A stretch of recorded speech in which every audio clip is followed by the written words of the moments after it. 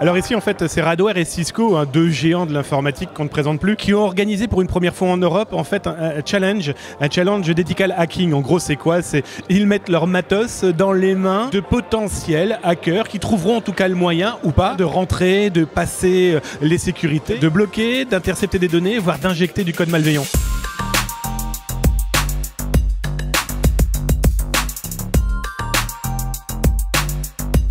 Alors l'idée c'est bien sûr de pouvoir présenter Radware mais d'une façon assez sympa. Et donc plutôt que de présenter des produits, des technos, on a décidé de faire un challenge auquel on a invité des hackers. On va sélectionner les 5 meilleurs qui vont faire une vraie course et 3 d'entre eux vont être récompensés pour le fait d'avoir réussi à hacker les systèmes. Et on va bien sûr partager avec tous les clients et les spectateurs pour expliquer ce qui se passe.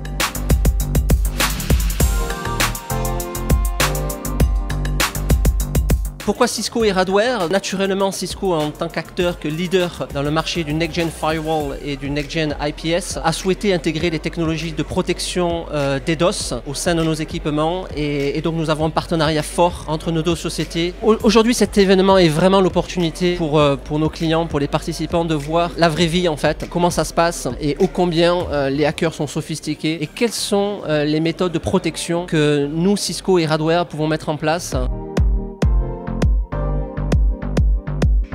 Alors ce qui est intéressant, c'est que là, Radware et Cisco ont décidé de mettre plusieurs phases de sécurité et la première étape était sécurité vraiment au sommet. Là, pour passer, il fallait vraiment y aller à la hache, voire physique, parce qu'on oublie qu'aussi la sécurité informatique, c'est le social engineering, c'est éventuellement l'attaque de sa cible avant de toucher son serveur, son informatique. Donc là, on a vu des jolies choses. Alors il y a eu un peu de tout, on a vu du scan, on a vu des tentatives de DDoS et compagnie, parce qu'ils testent le matériel. Et donc les différentes phases font que là maintenant, ils vont baisser un petit peu la qualité de la sécurité pour voir s'il y a d'autres moyen de passer. Par contre, chapeau bas pour ceux qui participent, c'est que l'originalité, c'est que les visiteurs, les spectateurs peuvent regarder et donc se mettre au-dessus de l'épaule, un peu comme des petites bêtes curieuses et de voir comment ça travaille. Et il faut avouer que ça, c'est pas évident parce que déjà, on n'a pas trop envie du coup de sortir ces petits secrets parce qu'après tout, un petit secret, ça se partage pas.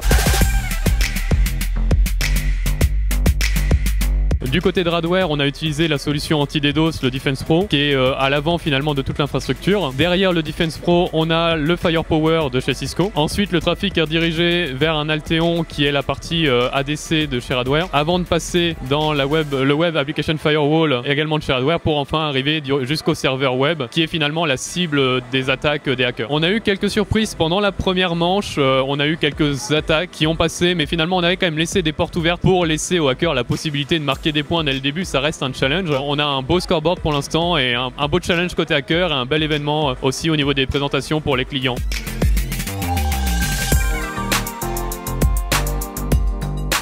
Au début, c'était assez difficile puisque nous avions toutes les protections d'activer, ce qui nous a forcé aussi à avoir de la patience pour pouvoir réaliser des attaques de plus en plus complexes dans le temps. Comme Topotam a bien résumé, il y avait 3 phases. Donc la première phase, on n'a quasiment rien pu passer. Il y avait des protections, je pense qu'il y avait une whitelist, donc c'était quasiment impossible de faire des choses. Et donc la deuxième phase, j'en parlerai pas, mais c'était une phase médium. Et la troisième, qui était une phase vraiment très ouverte, où on a pu passer tous nos scripts, enfin tout ce qu'on voulait, quasiment toutes les attaques, il n'y avait aucune protection. Et donc la finale, qui était, je pense, un niveau médium avec d'autres protections, et là aussi on a pu repasser certaines choses, et d'autant plus qu'on avait déjà les attaques en tête et tout, donc c'était un peu plus simple. Ce qui était aussi assez appréciable dans ce challenge, c'est que entre les différentes phrases il y avait un petit temps de pause, et donc là ça permettait un peu soit d'aller peaufiner des scripts, des payloads pour ensuite attaquer la phase suivante. Le fait que le public soit juste derrière nous, entre là limite un peu en étant un tout petit peu intrusif parfois, il y avait des points positifs et des points négatifs. Je commencerai un peu par les points positifs en disant que ça permet un peu de voir comment nous on travaille,